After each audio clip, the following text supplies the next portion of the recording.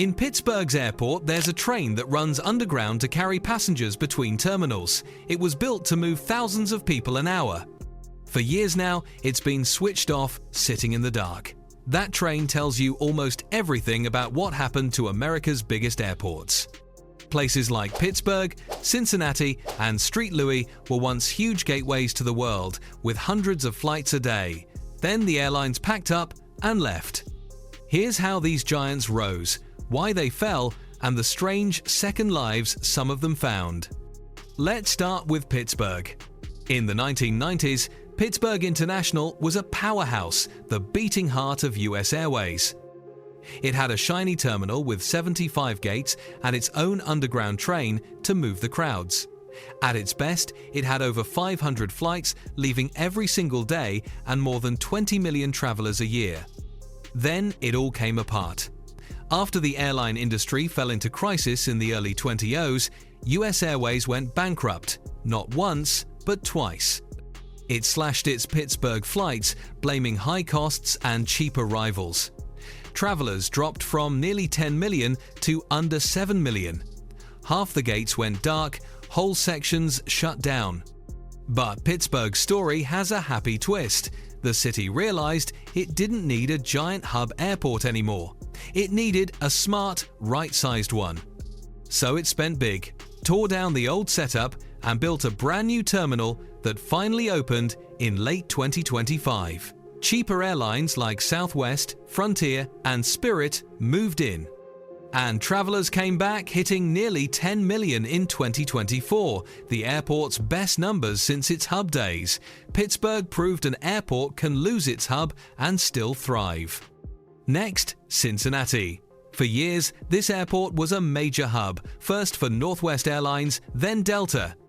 At its peak in the early 2000s, it had around 400 flights a day and even carried people straight to Europe.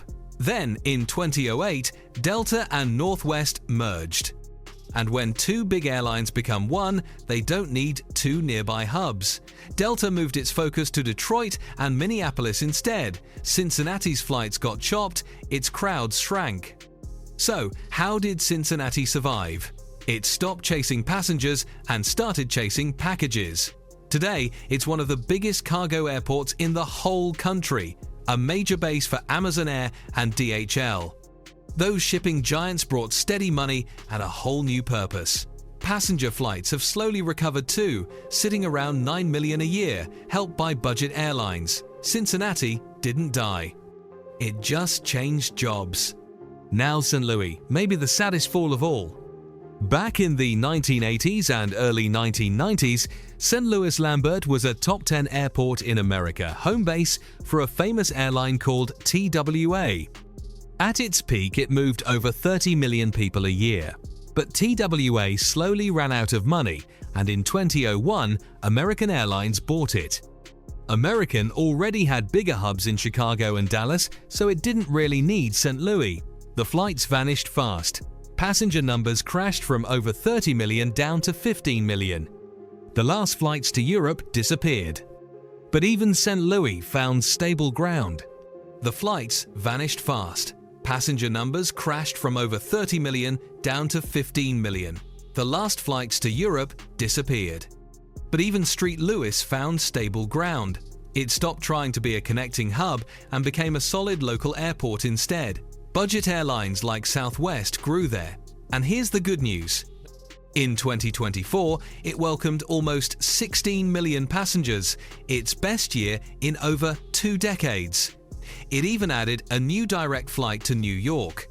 It may never be the giant it was, but it's healthy again. Then there's Cleveland.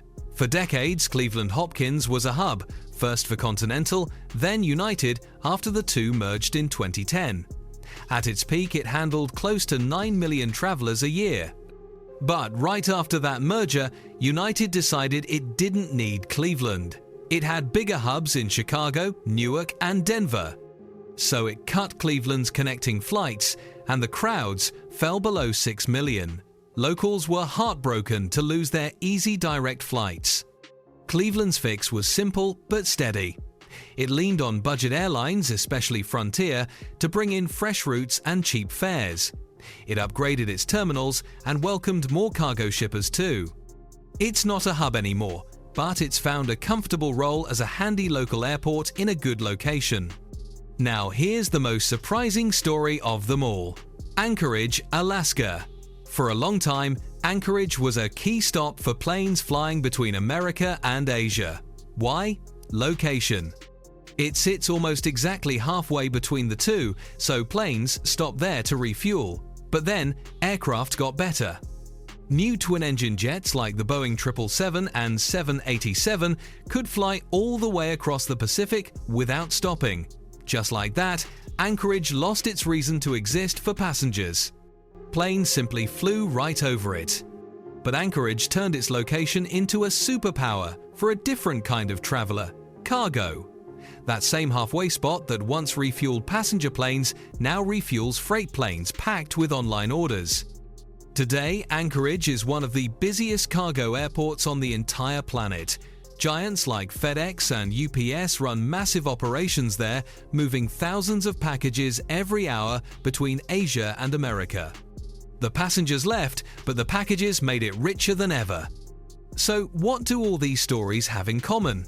Every one of these airports was built around a single airline's grand strategy. Their runways were busy, their terminals were full, and their local economies thrived because one carrier chose to make them a hub. But when mergers happened, corporate priorities shifted, or new routes made old hubs unnecessary, those same airports were suddenly left with empty gates, unused terminals, and thousands of jobs at risk. The lesson is simple but powerful. When an airport depends too heavily on one airline, its future is no longer entirely in its own hands.